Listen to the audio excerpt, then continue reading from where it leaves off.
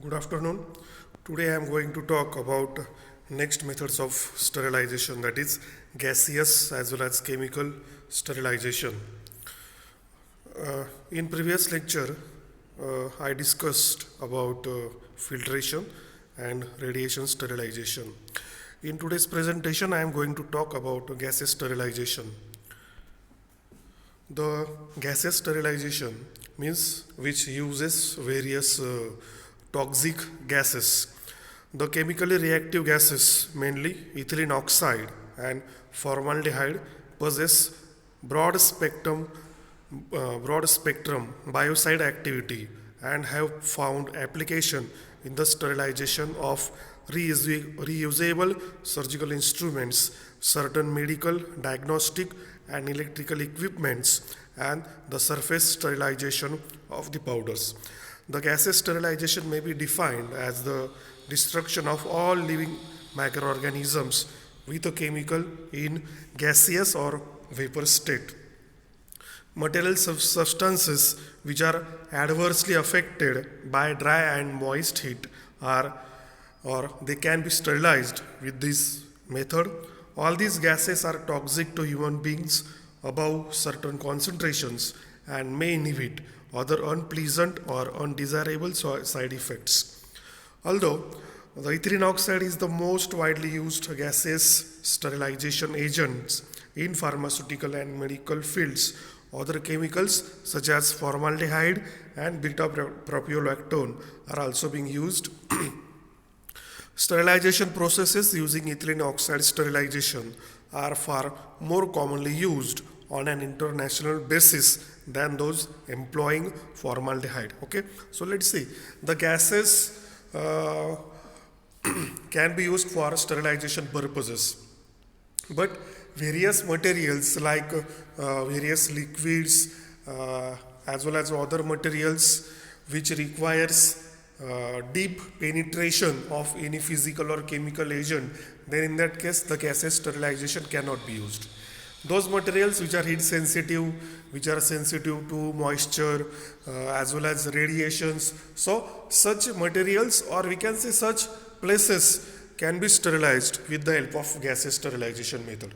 So when any other suitable method of sterilization is not available, then in that case gaseous sterilization can be used, because the gases are very toxic. Some of the gases are carcinogenic. These gases are very difficult to handle as compared to other physical as well as chemical agents, and that's why in most of the circumstances dry heat sterilization, moist heat sterilization, radiation sterilization are used. But in some of the cases, if it is not possible to use such a kind of materials or agents, then in that case the gaseous sterilization can be used. Okay, actually these gases are not always gases in nature. These may be liquid in nature. The liquids are to be converted into the gases. Okay, so gas generation is the first step into the gaseous sterilization, and then further process of sterilization can be used. Here I will say, in case of pharmaceutical industry, gaseous sterilization is mainly used for sterilization of the aseptic room. The aseptic room is required for production of parenteral preparations as well as to conduct microbiological examination of various materials as well as pharmaceutical products. So entire room can be sterilized by spreading or by generating the gas into the room and keeping or exposing that particular gas into the entire room for a specific period of time, so that whatever microorganisms are there which may be airborne, these microorganisms could be killed. The mechanism of antimicrobial action of these two gases is assumed to be alkylation of sulfhydryl, amino, hydroxyl and carboxyl groups on proteins and amino groups of nucleic acids. Yes, the target of all these gaseous agents is the proteins as well as nucleic acids of the bacterial cells. So these targets are mainly attacked by all these gaseous agents, and thereby there is the death of that particular bacterial cell, because proteins and amino acids, proteins and nucleic acids are the essential components of any organism. If DNA is damaged, then its replication could not be done. If replication is inhibited, then reproduction as well as survival is impossible. Okay, so these agents are very effective in killing all such a kind of microorganisms, mainly bacteria. As these are the alkylating agents, both of the gases are potentially mutagenic and carcinogenic, as in the ethylene chlorohydrin that results from ethylene oxide reaction with chlorine. Okay, so these are the alkylating agents, means these cause the alkylation of various groups, and that's why these are mutagenic, means which causes the mutation, as well as, and this mutation as well as it can cause the carcinogenicity also, means which can cause the cancer, and that's why these agents are harmful to the human beings. And also they can produce the symptoms of acute toxicity, including irritation to the skin, conjunctiva, as well as nasal mucosa. Okay, that's why in some of the cases these gases are handled very carefully. The first gas is formaldehyde, which is widely used. The gas is generated by heating a concentrated solution of formaldehyde. Here, one point to be noted is that the concentration of gas is mainly important one. At what concentration we are using the gas for sterilization purpose is important one, because if the concentration is raised, then it may cause the toxicity. So for every gas it has the we can say the specific concentration. So at that concentration only we should generate the gas, so that it may not be too much harmful to the human beings. So formaldehyde in aqueous solution is known as formalin, and it contains about 37 to 40% of formaldehyde. So that solution means the solution into the water, it contains formaldehyde plus water. That solution is called as formalin, and from that the gas is generated, that is formaldehyde. So this gas is generated by addition of 150 gram of KMnO4, that is potassium permanganate, which is used as oxidizing agent.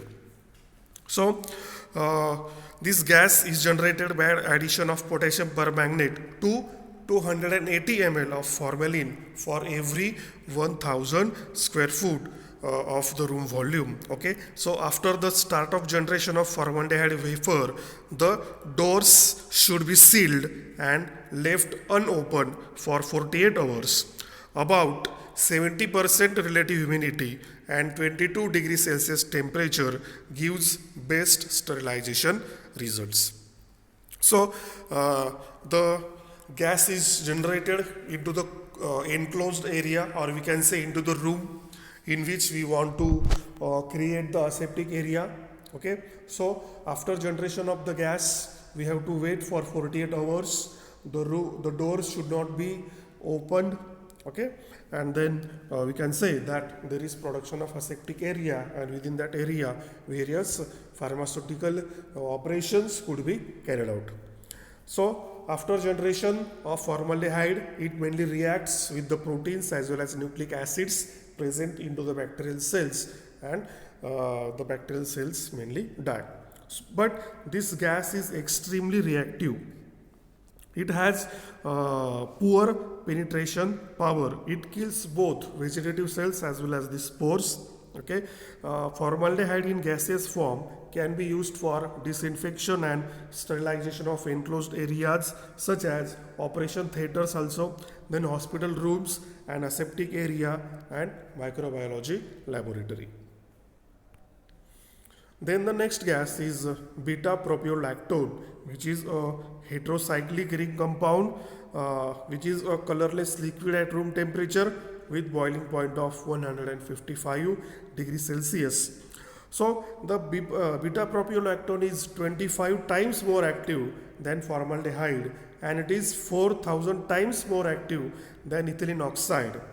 It is used into the concentration of 2 to 5 mg per liter.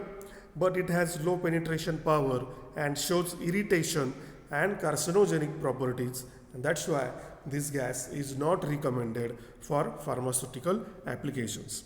Instead of having the greatest ability of sterilization, it cannot be used for pharmaceutical applications because it shows irritation as well as carcinogenic properties. The next gas is ethylene oxide, which is a colorless liquid with a boiling point of 10.8 degrees Celsius, which is highly inflammable and it may be explosive when mixed with air in concentrations greater than 3%. So generally, ethylene oxide gas is generated below the concentration of 3%. It causes the alkylation of amino, hydroxyl, carboxyl and sulfhydryl groups in enzymes and proteins. It also reacts with DNA and RNA. It is a powerful sterilizing agent for heat and moisture sensitive materials. It is generally mixed into the carbon dioxide in certain proportions so to make it inflammable. The carbon dioxide act as inert diluent which prevents the flammability. The effect of ethylene oxide as sterilizing agent depends upon concentration of gas, temperature, moisture, time, conditions and accessibility of microorganisms. So if we are using 44 mg per liter of ethylene oxide, then the exposure time is 24 hours. If we are using 884 mg per liter of ethylene oxide, then the exposure time is only 2 hours. So it causes alkylation of proteins as well as DNA. It is mainly used for sterilization of medical and biological preparations, catgut, which is mainly used for the stitching of injuries, then plastic equipments, antibiotics and hospital bedding. So likewise, formaldehyde, beta-propiolactone and ethylene oxide are mainly used for gaseous sterilization. So this is all about the methods of sterilization. In short, we will repeat or we will see in short about all these methods of sterilization. First method is dried sterilization, which can be achieved by red heat, incineration as well as hot air sterilization. In that particularly, hot air oven is widely used for sterilization purpose. The mechanism of action is oxidation as well as protein denaturation. The generally used temperature for hot air oven is 160 degrees Celsius for 2 hours. It can be used for sterilization of various instruments, needles, glasswares, sealed materials like oils as well as dry powders. The next method is moist state sterilization. These methods can be divided into 3 categories, that is temperature below 100 degrees Celsius. The mechanism of action is protein denaturation. Okay, the temperature utilized is 65 to 75 degrees Celsius for 10 minutes. Serum, body fluids and vaccines can be sterilized. Then temperature at 100 degrees Celsius, the mechanism of action is same, that is protein denaturation. Temperature used is 100 degrees Celsius for 10 to 20 minutes. It can be used for sterilization of glass, metal as well as rubber items. Then temperature above 100 degrees Celsius, the mechanism is same, that is protein denaturation. Pasteurization and autoclave is mainly involved. The generally used temperature is 121 degrees Celsius for 15 minutes. With the help of autoclave, culture medium, surgical dressings, equipments, solutions are sterilized. Then the next method is filtration. By using various filters like asbestos filter, sintered glass filter, then filter candles and mainly the millipore filter are used for separation of microbes from the liquid. It is mainly used for sterilization of liquids, enzymes as well as vaccines. And next one is radiation sterilization, which can be divided into 2 types, that is ionizing as well as non-ionizing radiation. Ionizing radiation involves uh, the mechanism of action, that is destruction of DNA. It involves X-rays as well as gamma rays. So various packaged foods, antibiotics, hormones, sutures, plastic syringes can be sterilized with the help of these radiations. Then non-ionizing radiations involves the use of UV rays, which cause the damage to the DNA. With the help of UV lamps, UV rays are generated. Various hospital operating rooms as well as laboratory wards, various materials could be sterilized with the help of UV rays. Then gaseous sterilization, which involves the use of formaldehyde as well as ethylene oxide. The mechanism of action is protein denaturation as well as nucleic acid denaturation. The formaldehyde is mainly used for sterilization within hospital room as well as aseptic area, and ethylene oxide is used for sterilization of various medical and biological preparations, catgut, plastic equipments as well as antibiotics. Okay, now the remaining method within the sterilization method is disinfectants. The disinfectants are included into the next unit, that is unit 4. So that is unit 3. So after completion of this unit, we will see in detail about the disinfectants. Now there are several terms which are used to represent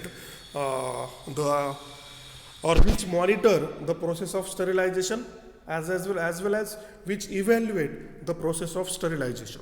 So there are several terms or several expressions which show resistance of all these microorganisms. So microorganisms show their varying degree of resistance to heat, radiation and chemicals. Means in presence of heat, radiation as well as chemical, there are some of the microbial species which shows the resistance, means which cannot be killed in presence of all these chemical agents. So this resistance can be expressed by various ways. So there are two ways by which the expression of resistance can be done, that is D value as well as Z value. So the vegetative forms of bacteria and fungi are more sensitive. They are about 100 to 1000 times more sensitive to ionization and UV radiation than bacterial spores. The thermophilic bacteria, small viruses and mold spores are killed into the temperature between 70 to 90 degrees Celsius, while bacterial spores may be destroyed at 90 to 120 degrees Celsius temperatures. So, but some of the microbial species may show resistance to all these methods, and that resistance can be expressed by D value as well as Z value. First term is D value, which is also called as decimal reduction time. Here decimal means it is a proper fraction whose denominator is a power of 10. So D value is defined as time in minutes at any defined temperature to destroy 90% viable microorganisms. Okay, it usually has subscript showing the temperature at which it was measured. For example, D 115 degrees Celsius temperature means 115 degrees Celsius at 115 degrees Celsius temperature, the organisms are reduced by 90% of original population. So after an organism is reduced by 1 decimal point, then only 10% of organisms remain. Okay, so it is one of the functions to indicate the efficiency of sterilization process. Here the word, for example, D 15 minutes means what? It is the number of living microorganisms will be reduced by 90% in about 15 minutes. Okay, so for every method of sterilization, the D value should be expressed. Then next term is Z value. It is the number of degrees of temperature change required to produce 10 fold change in D value. So Z value represents the temperature while D value represents the time. So Z value is the number of degrees of temperature required to produce 10-fold change into the D value. This relates the heat resistance of microorganisms to changes in temperature. Bacterial spores have a Z value in range of 10 to 15 degrees Celsius, while most non-sporing organisms have Z values of 4 to 6 degrees Celsius. Okay, so likewise, D values and Z values can be used to express the resistance as well as we can say efficiency of the sterilization process. Thank you.